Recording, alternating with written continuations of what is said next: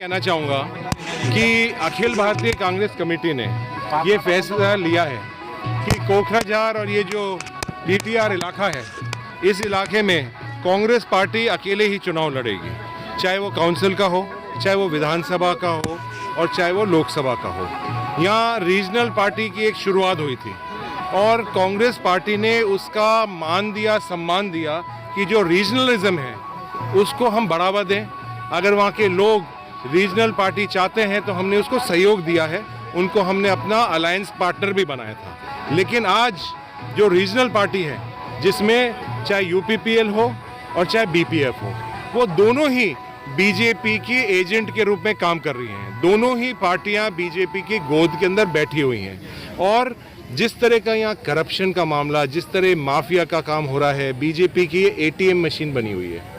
ये भी है, चाहे दीमा हसाओ हो, चाहे हमारे कार्बेलोंग हो, हैफलोंग हो, ये सारी एटीएम मशीन है। यहाँ आता है, यहाँ से पैसा निकालते हैं और चले जाते हैं। तो ये मैं आपसे कहना चाहूँगा, आज जो देश के ऊपर संकट आया हुआ है, ये संविधान बदलना चाहते हैं, 400 पार की बात कर रहे हैं, बड़े बड़े वादे करे थे, अच्छे दिन की बात इन्हें रखी थी, एक वादा पूरा नहीं हुआ है। अब किस मुंह से आके वोट मांग रहे हैं? ये वोट मांग रहे हैं सिर्फ जाति के नाम पर, धर्म के नाम पर, इलाके के नाम पर, आपसी में दंगा कराने के नाम पर।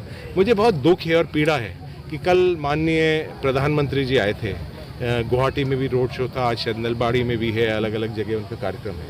यहाँ तो आ गए वोट मांगने के लिए, लेकिन 1 घंटे के लिए, 1 मिनट के लिए मणिपुर नहीं गए, जहाँ हज़ारों लोगों की मौत हुई है, जो वहाँ वायलेंस हुआ है।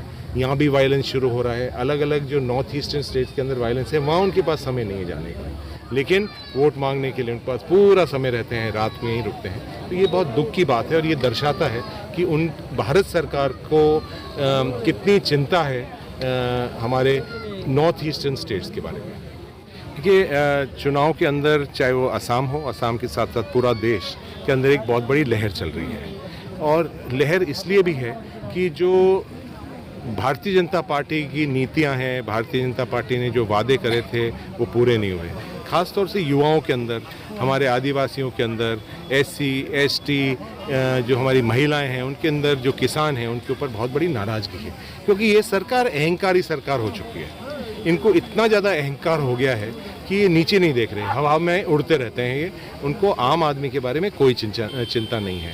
उनको चिंता है तो बड़ी बड़ी जो कंपनियां हैं, अडानी, अंबानी, टाटा, बिरला जैसी बड़ी कंपनियां हैं, उनके बारे में उनको बहुत चिंता रहती है। उनके कर्जे भी माफ़ हो जाते हैं और जब किसान के कर्जे की बात आती है वो माफ़ नहीं होते हैं। टी ट्राइब्स को जो उनने वादे करे थे 350 रुपये का, अभी भी 250 मिल रहा है, कहीं 200 रुपये मिल रहा है, तो उनकी चिंता नहीं है। नरेगा के काम शुरू नहीं हो रहे। तो आप देखिए, तो ये नाराज़गी बहुत बड़ी नाराज़गी सिर्फ असम में ही नहीं, कश्मीर से लेकर कन्याकुमारी तक।